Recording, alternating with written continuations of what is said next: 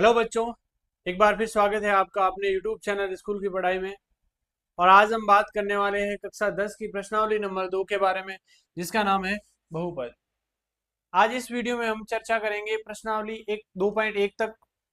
इसमें जितने भी प्रश्न हैं उनको भी करेंगे, लेकिन उससे पहले क्योंकि प्रश्नावली 2.1 है वो 5 मिनट की प्रश्नावली है, ज़्यादा लंबी नहीं है, लेकिन उससे पहले कुछ महत्वपूर्ण बिंदु है उनको जानने का प्रयास करते हैं।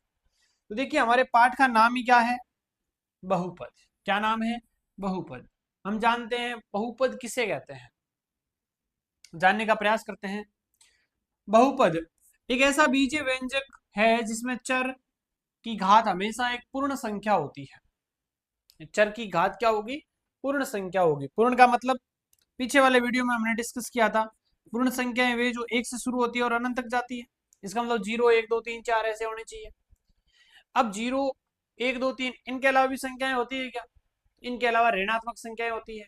परिमेय संख्याओं के बारे में हमने डिस्कस किया, अपरिमेय संख्याओं के बारे में हमने डिस्कस किया, वो सारी चीजें। तो देखिए, बहुपद वही होगा जिसके चर की जो घात है वो क्या होगी? एक पूर्ण संख्या होगी। क्या होगी? एक पूर्ण संख्या होगी। पहली शर्त ये। अब बहुपद के अंदर जो चर और अचर होते हैं उनको हम कैसे लिखते हैं? जोड़ में, घटाव में या गुणे के माध्यम से इनको जोड़ा जाता है। यानी इनके बीच में या तो गुणे का चिन्ह होगा, या जोड़ का होगा, या घटाव का होगा। लास्ट और ये महत्वपूर्ण नियम यह है कि चरों की घातांक ऋणात्मक, भिन्न और हर में नहीं होना चाहिए।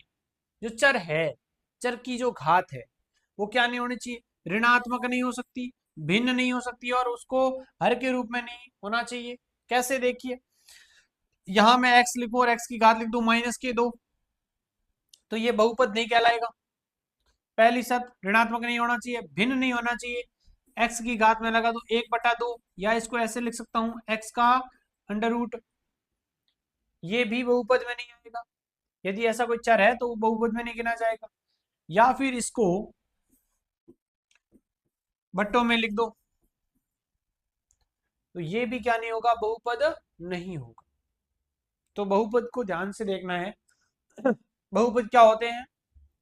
ऐसे बीजगणितीय व्यंजक जिसमें चर की जो घात है वो हमेशा एक पूर्ण संख्या होगी, और इसकी जो घात है, ये जो घातांक है, ये ऋणात्मक नहीं हो सकता, भिन्न नहीं हो सकता, और इन्हें हर में नहीं लिखा जा सकता। इस चीज का हमें विशेष ध्यान रखना है। वही हमारी क्या होते हैं? बहुपद कहलाते हैं। अब इसमें हम बात करेंगे 3 प्रकार के बहुपदों की। पहला, रेखिक बहुपद के बारे में बात करेंगे, फिर हम डिस्कस करेंगे द्विघात बहुपद के बारे में, और फिर त्रिघात बहुपद। हालांकि हमारे सिलेबस में रेखिक और द्विघात दो ही है, त्रिघात 10वीं के सिलेबस में नहीं है, लेकिन उसके बारे में चर्चा और जानकारी जो अपने काम की है वो यहाँ पर जरूर हम लेंगे। चलिए बात करें रेखिक बहुपद की। तो रेखिक बहुपद किसे कहते हैं?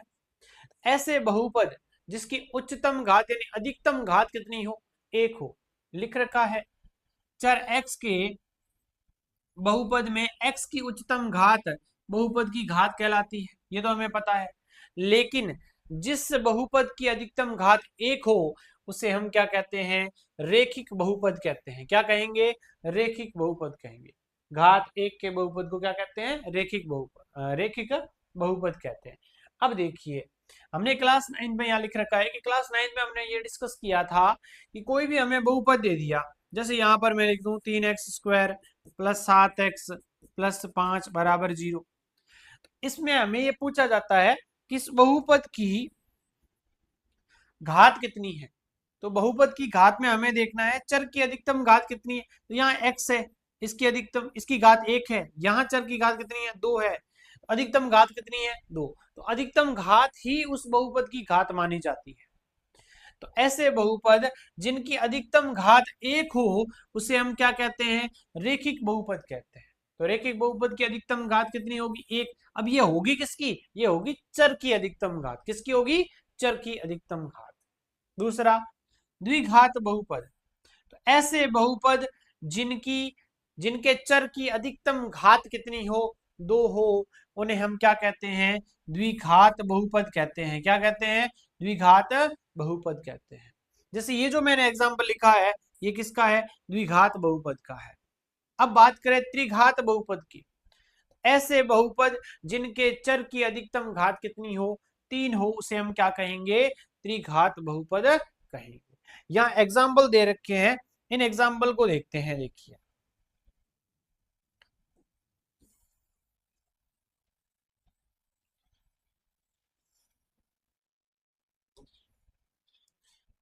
रेखिक बहुपद की बात करें तो देखिए यहां यह समीकरण दे रखा है, 2x-3, x की अधिकतम घात कितनी, 1, √3x+5। यहाँ देखिए जो रूट है वो किस पे है, 3 पे है, x पे नहीं है।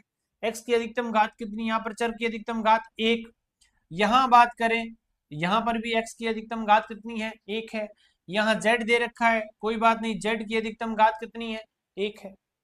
द्विघात बहुपद वाले उदाहरण देखते हैं। देखिए y² - 2, y की अधिकतम घात, y की घात कितनी है, 2। यहाँ पर इस समीकरण को ध्यान से देखो, इसमें चर है x और x की अधिकतम घात कितनी है, 2 है, यहाँ 1 है, तो ये द्विघात का कहा जाएगा। फिर त्रिघात की बात करें तो त्रिघात के जो एग्जाम्पल है मैं यहाँ पे लिख लेता हूँ एक आध। जैसे यहाँ पर मैंने लिख दिया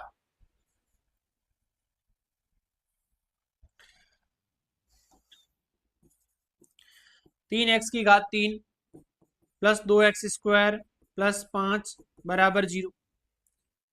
इस प्रकार से अगर हम इसमें देखें तो इसमें जो चर है x, इसकी अधिकतम घात कितनी है, 3 है। तो अधिकतम घात 3 होगी, इसका मतलब वो बहुपद क्या होगा, त्रिघात बहुपद होगा। यहाँ पर हमने 3 चीजों के बारे में डिस्कस किया। कौन कौन सी चीजें, पहली हमने पढ़ी रेखिक बहुपद किसे कहते हैं, दूसरा द्विघात बहुपद किसे कहते हैं, और तीसरा त्रिघात बहुपद किसे कहते हैं। रेखिक की वापस देखते हैं। रेखिक बहुपद ऐसे बहुपद जिनके चर की अधिकतम घात कितनी हो, 1 हो, उन्हें रेखिक बहुपद कहते हैं। ऐसे बहुपद जिनके चर की अधिकतम घात कितनी हो, 2 हो, उन्हें हम क्या कहते हैं, द्विघात बहुपद कहते हैं। और ऐसे बहुपद जिनके चर की अधिकतम घात कितनी हो, 3, उन्हें हम क्या कहेंगे, त्रिघात बहुपद कहेंगे। क्या कहेंगे, त्रिघात बहुपद। तो देखिए रेखिक, द्विघात और त्रिघात आपके सामने स्पष्ट है। आगे बढ़ते हैं। आगे यहाँ पर हमें दे रखा है कि जो बहुपद है उन बहुपदों के शून्यकों का ज्यामितीय अर्थ बता रखा है। यानी जो भी बहुपद हमें दिए गए हैं, यानी हम कौन से बहुपद की बात कर रहे हैं, रेखिक, द्विघात और त्रिघात की बात करें, तो इनको अगर हम ज्यामिति के रूप में अगर ऐसे दर्शाएं ग्राफ के अंदर, तो हमें किस प्रकार से ये दिखेंगे। तो देखिए रेखिक बहुपद की बात करें, नाम इसका क्या है, रेखिक बहुपद है। तो जो रेखिक बहुपद होते हैं वो हमेशा इस प्रकार से एक सरल रेखा के रूप में हमें प्राप्त होते हैं। रेखिक बहुपद किसे कहते हैं, तो याद कीजिए जिसके चर की अधिकतम घात कितनी हो, 1 हो, उन्हें रेखिक बहुपद कहते हैं। अब यहां देखिए, यहां पर शून्यकों का ज्यामितीय अर्थ अपने को यहां पर देखना है। क्या देखना है, शून्यकों का ज्यामितीय अर्थ। अब देखिए शून्य क्या होते हैं, सबसे पहले ये जानने का प्रयास करते हैं। तो देखिए शून्यक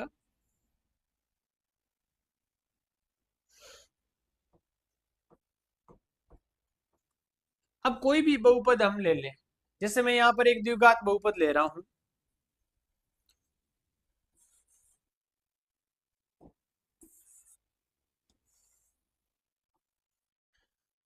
(3x² प्लस 5x - 7 बराबर 0). ये मैंने एक द्विघात बहुपद लिया। इस बहुपद के अंदर ये जो चर x है, मान लो कि मैं x का कोई मान रखूं, 3, 4, 5, कोई भी एक मान लेते हैं।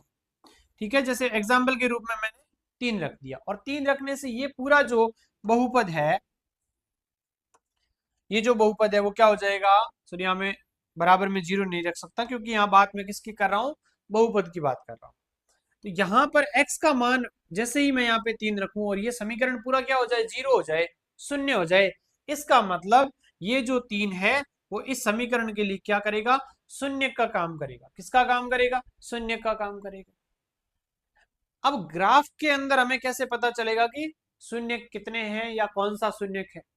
तो देखिए, अगर हम रेखिक बहुपद की बात करें तो रेखिक बहुपद में जब हम इसका ग्राफीय निरूपण करते हैं, आलेखीय निरूपण करते हैं, तो हमें एक सरल रेखा प्राप्त होती है। और हमारा इसमें जो चर है वो क्या है, एक्स है। क्या है, एक्स।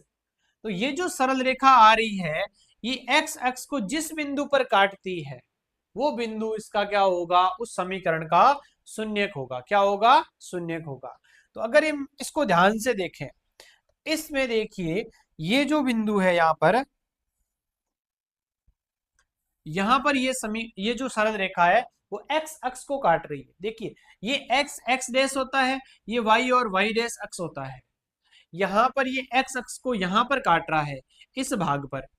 यहां पर अगर हम ध्यान से देखें तो यहां पर जो एक्स के शून्य, जो एक्स के निर्देशांक है वो क्या आते हैं, -3/2। इसका मतलब इस समीकरण के लिए -3/2 क्या है, एक शून्यक है। ये हमने बात किसकी की है, ये हमने बात की है रेखिक बहुपद की। किसकी बात की है, रेखिक बहुपद की। इसी प्रकार से हमें द्विघात बहुपद की और त्रिघात बहुपद के बारे में बात करनी है। यहां पर रिजल्ट ये निकलता है कि ये जो हमारा समीकरण है y बराबर ax प्लस बी, इसका जो ग्राफ बनता है वो x अक्ष को जहां पर प्रतिच्छेद करता है या जितनी बार प्रतिच्छेद करता है वो उसके क्या होते हैं, शून्यक होते हैं। एक बार प्रतिच्छेद करे तो एक शून्यक, दो बार प्रतिच्छेद करे तो दो शून्यक, और तीन बार प्रतिच्छेद करे तो तीन शून्यक इसके हो जाएंगे। चलिए नेक्स्ट देखते हैं। अब ये जो हमारा दे रखा है ग्राफ, ये ग्राफ है द्विघात बहुपद के बारे में। किसके बारे में है, द्विघात बहुपद के बारे में। अब द्विघात बहुपद के बारे में हम पहले चर्चा कर चुके हैं कि द्विघात बहुपद किसे कहते हैं, ऐसे बहुपद जिनके चर की अधिकतम घात कितनी हो, दो, उसे हम क्या कहते हैं, द्विघात बहुपद। अब इसमें क्या दे रखा है कि द्विघात बहुपद के बारे में क्या बता रखा है इसने, देखिए ध्यान से। ये बोला है कि यदि कोई द्विघात बहुपद इस प्रकार का आ जाए तो उसके ग्राफ का आकार या तो ऊपर की ओर खुला इस यू आकार का अथवा नीचे की ओर खुला उल्टे यू के आकार का होगा। वो इस पर निर्भर करता है, ये तो इसके अलग अलग, ए का मान यदि 0 से बड़ा है तो उसके लिए ये वाला आएगा, इस प्रकार से यू आकार। और यदि इसका मान, ए का मान जो है वो 0 से छोटा आएगा तो उसके लिए जो है वो उल्टा यू के आकार का क्या मिलेगा, हमें परवलय मिलेगा। चलिए, हमें ध्यान किस चीज पे देना है कि यदि हमारे पास द्विघात बहुपद है, क्या है, द्विघात बहुपद, तो उसके लिए हमें किस प्रकार के मिलने वाले हैं, ग्राफ किस प्रकार का मिलने वाला है उसको ध्यान से देखना है। तो हमें मिलेगा या तो इस प्रकार से या इस प्रकार से, या तो यू या उल्टे यू के आकार का मिलने वाला है, परवलय के आकार का मिलने वाला है। अब ऐसा क्यों होता है, तो देखिए, जो द्विघात बहुपद होते हैं उनके अधिकतम कितने शून्य हो सकते हैं, दो शून्य हो सकते हैं। अधिकतम कितने शून्य, दो शून्य हो सकते हैं। तो ये जो है ये दो बार, कितनी बार, दो बार द्विघात बहुपद का जो ग्राफ बनेगा वो इसको कितनी बार काटेगा, दो बार काटेगा। कितनी बार, दो बार। किसको काटेगा, एक्स अक्ष को काटेगा। किसको काटेगा, एक्स अक्ष को। कितनी बार, दो बार काटेगा। कहां काट रहा है, देखिए ध्यान से, एक तो यहां पर और एक यहां पर। तो यहां पर एक्स है वो कितना है, -1 है। यहाँ एक्स कितना है, 4 है। तो -1 और 4 इस द्विघात बहुपद के लिए क्या होंगे, दो शून्यक होंगे। कितने शून्यक होंगे, दो शून्यक होने वाले हैं। यानी जितनी बार एक्स अक्ष को प्रतिच्छेद करेंगे उतने ही शून्य। कौन करेगा प्रतिच्छेद, ग्राफ करेगा। ठीक है, तो हमने अभी तक यहां पर जाना कि रेखिक बहुपद में जो ग्राफ बनता है वो एक्स अक्ष को कितनी बार प्रतिच्छेद करता है, एक बार। द्विघात बहुपद में दो बार। चलिए आगे देखते हैं इसी द्विघात बहुपद की कुछ अलग अलग स्थितियों के बारे में। कौन कौन सी स्थिति हो सकती है, तो द्विघात बहुपद की बात करें तो यहां पर आपके सामने तीन स्थितियां हैं, स्थिति फर्स्ट, स्थिति सेकंड और एक और स्थिति आएगी जिसको हम आगे वाली स्लाइड में डिस्कस करने वाले हैं। चलिए इसको ध्यान से देखते हैं क्या क्या स्थितियां क्या कह रही है। पहली स्थिति को ध्यान से देखिए। पहली स्थिति कह रही है ये जो ग्राफ है वो दो भिन्न बिंदुओं ए और ए डेस पर, देखिए ए और ए डेस पर क्या कर रहा है, काट रहा है।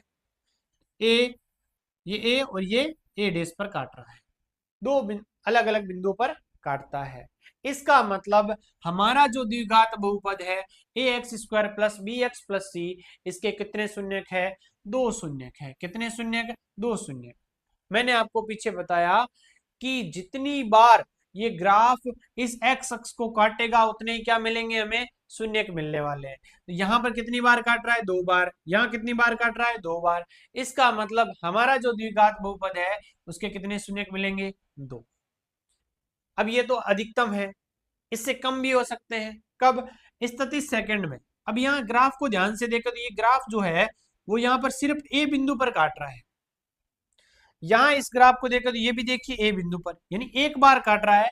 इसका मतलब इसका केवल कितने शून्यक है, इसके केवल एक शून्यक है।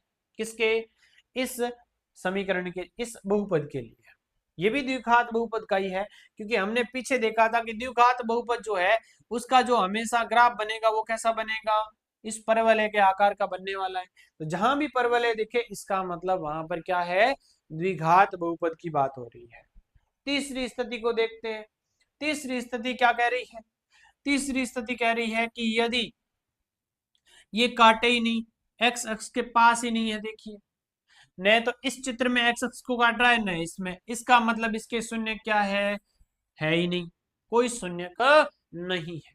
किसके, यदि कोई समीकरण ऐसा मिल जाए जिसका अगर हम ग्राफीय निरूपण करें, वो बहुपद, सॉरी समीकरण आ रहा है बार बार, बहुपद की बात करें, तो जो द्विघात बहुपद है उसके लिए ऐसे ग्राफ बन जाए और अगर वो एक्स अक्ष को नहीं काट रहा है तो इसका मतलब उसका कोई शून्यक नहीं प्राप्त होगा। समझ में आ रही बात। तो देखिए अब द्विघात बहुपद की बात करें तो द्विघात बहुपद के लिए क्या क्या स्थिति बनती है, इसको ध्यान से देखते हैं। क्या लिखा है यहाँ पर देखिए, द्विघात बहुपद के दो भिन्न शून्यक या दो बराबर शून्यक या कोई भी शून्यक नहीं हो सकते हैं। देखिए दो भिन्न शून्यक, दो अलग अलग शून्यक हो सकते हैं, दो बराबर शून्यक हो सकते हैं, या कोई भी शून्यक नहीं हो सकता। ये तीन स्थिति अपने को देखने को मिलेगी किसके लिए, द्विघात बहुपद के लिए। अब हम बात करें त्रिघात बहुपद की, तो देखिए त्रिघात बहुपद का मतलब है इसके अधिकतम जो शून्यक हो सकते हैं वो कितने हो सकते हैं, तीन हो सकते हैं। तो देखिए ध्यान से इस ग्राफ को, इस ग्राफ में ये जो ग्राफ है वो एक्स अक्ष को कितनी बार काट रहा है, एक बार, दो बार और तीन बार काट रहा है। इसका मतलब यहाँ पर त्रिघात है और त्रिघात के कितने बहुपद, त्रिघात बहुपद के कितने शून्यक हो सकते हैं, तीन शून्यक। कितने हो सकते हैं, तीन शून्यक। ये अधिकतम की बात है। यहाँ पर देखिए अपने को कितने मिलने वाले हैं, यहाँ पर दो शून्यक मिलने वाले हैं या एक शून्यक मिलने वाला है। इस प्रकार से अधिकतम तो तीन होंगे, न्यूनतम एक हो सकता है, जीरो तक भी जा सकते हैं। आगे है हमारा उदाहरण नंबर एक। अब उदाहरण नंबर एक के अंदर हमें शून्यकों की संख्या बतानी है। क्या बतानी है, शून्यकों की संख्या। अब शून्यकों की संख्या ज्ञात करने का मैंने आपको तरीका बताया था कि जितनी बार ग्राफ एक्स एक्स अक्ष को काटे वही उसके क्या होंगे, शून्यक होंगे। चलिए उदाहरण नंबर एक को करते हैं और इसमें देखते हैं कि कितने शून्यक है। चित्र नंबर एक को देखें, कितनी बार एक्स अक्ष को काट रहा है, एक बार। इसका मतलब इसके शून्य कितने होंगे, एक शून्यक। कितने शून्यक है, एक शून्यक है। यहां देखिए एक बार और दो बार काट रहा है, इसका मतलब कितने शून्यक, इसके दो शून्यक मिलेंगे हमें। यहां देखो एक बार, दो बार और तीन बार, यानी एक्स एक्स को तीन बार काट रहा है, इसका मतलब इसके शून्य कितने होंगे, तीन शून्यक। चौथे नंबर प्रश्न की बात करें तो यहां पर एक सरल रेखा है, एक्स अक्ष को कितनी बार काट रहा है, सिर्फ एक बार। इसका मतलब इसके शून्य कितने होंगे, एक शून्यक होगा। पांच नंबर चित्र की बात करें, यहां पर ये लग तो रहा है कैसे, टच करके जा रहा है, छू कर जा रहा है, लेकिन ये फिर भी प्रतिच्छेद माना जाएगा। और यहां पर भी कितने शून्यक मिलेंगे अपने को, एक शून्यक मिलेगा। लास्ट छठा देखिए, इसमें देखिए एक, दो, तीन और चार, यानी इसके कितने शून्य हो जाएंगे, 4 शून्य होने वाले हैं। तो अब अच्छे से आपको समझ में आ गया होगा कि यदि हमें ग्राफ दिया जाए तो उसमें हम पी एक्स के लिए ये ध्यान रखना, यहाँ पर ये एक्स लिखा हुआ होना जरूरी है, इसके लिए शून्य की संख्या हम ज्ञात कर सकते हैं। वापस इसको चेक कर लेते हैं। आंसर दे रखा है 1 2 3 1 1 4, ये देखिए 1 2 3 1 1 4। अब इसमें देखिए साथ में कारण भी लिख रखा है। शून्यकों की संख्या 1 है क्योंकि ग्राफ एक्स अक्ष को केवल एक बिंदु पर प्रतिच्छेद करता है। यदि दो बिंदुओं पर प्रतिच्छेद कर रहा है तो उसके कितने शून्य हो जाएंगे, 2 हो जाएंगे। अब यहाँ लिखा है शून्यकों की संख्या 3 है। क्यों? क्योंकि ग्राफ एक्स अक्ष को 3 बिंदुओं पर प्रतिच्छेद करता है। इसका क्या कारण होगा? क्योंकि ग्राफ एक्स अक्ष को एक बिंदु पर प्रतिच्छेद करता है। इसके लिए क्या होगा? शून्यकों की संख्या 4 है क्योंकि ग्राफ एक्स अक्ष को 4 बिंदुओं पर प्रतिच्छेद करता है। अब ये हमारे 2.1 से पहले की महत्वपूर्ण जानकारी हो चुकी है। अब हम प्रश्नावली 2.1 को करेंगे, बिल्कुल सरल लगेगी। अब हमें प्रश्नावली 2.1 प्रश्न क्या है ध्यान से देखते हैं, पढ़ते हैं, फिर इसको सॉल्व करते हैं। प्रश्न में ये बोला है किसी बहुपद px के लिए y बराबर px का ग्राफ नीचे आकृति 2.10 में दिया गया है। प्रत्येक स्थिति में px के शून्यकों की संख्या ज्ञात करनी है। हमें देखना है कि ग्राफ है वो x अक्ष को कितनी बार काट रहा है, वही उसके क्या होंगे, शून्यक होंगे। चलिए पहले प्रश्न की बात करें। पहले का पहला कितनी बार काट रहा है, बिल्कुल एक बार भी नहीं काट रहा है। देखिए एक्स अक्ष यहाँ पड़ा है, ये सरल रेखा है लेकिन ये ऊपर समांतर रूप में जा रही है, बिल्कुल एक बार भी नहीं काट रहा है। इसका मतलब यहाँ पर शून्यकों की संख्या कितनी है, 0 है। क्या है, 0 है। हमें शून्यकों की संख्या बतानी है। शून्य ज्ञात कैसे करते हैं वो हम अगली प्रश्नावली में डिस्कस करने वाले हैं। शून्यकों के संबंधों की भी बात करेंगे। अब यहां पर तो 0 आ गया। यहां बात करें तो देखिए यहाँ वाई अक्ष को काटा इसने, वाई से मतलब नहीं हमें, कहाँ काट रहा है, ये एक्स अक्ष को एक बार काट रहा, मतलब कितने शून्य हो गए इसके, 1 हो गया। तो दूसरे क्वेश्चन का आंसर हो जाएगा 1 शून्य। टोटल हमारे कितने क्वेश्चन है, 6 क्वेश्चन है पहले के।